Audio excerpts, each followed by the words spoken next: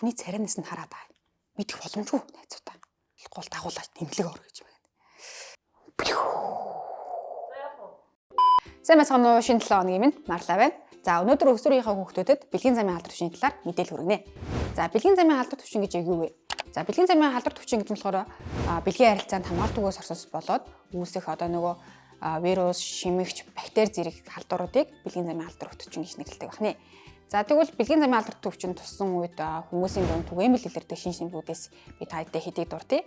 За нэгдүгээрт захтнах, улаах, эсвэл эмзэг хэсэг дээр цэврүү, яар шарах үүсэх, шийхэд хорсох, эсвэл хэвлийн доотлоор хатгуурж өвдөх ч юм уу тийм үсгүүд тодорхой хэдэн шинж тэмдгүүд илэрдэг гэсэн үг.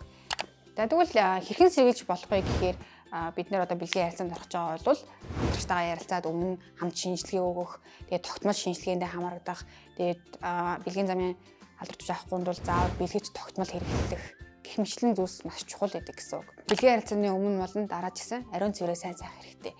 Тэгээд хүний өвчин хүний нүүрэндээ тухан дээр нийл бичээстэй байдаг болохоор ямар ч сайхан цэвэрхэн залуу охин байсан ч гэсэн өвчнгөө гэж хэлэхэд ингээд тодорхой биш шүү дээ. Тийм болохоор заавал урьдчилан шинжилгээ өгөх хэрэгтэй. Тэгээ дээрэс нь түгээмэл цөөнгүй их байдаг тохиолдол гэх юм бол эрэгтэй хүмүүсийн дунд ингээд нөгөө шинж тэмдэг илэрхгүй ч гэсэн яг тэр халдвар төвчний тээгч болох цөөнгүй хэдэн тохиолдол байдаг.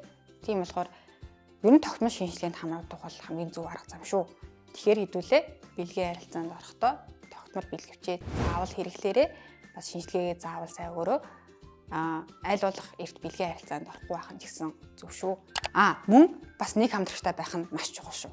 За дараалал уулзлаа. Түр баяртай.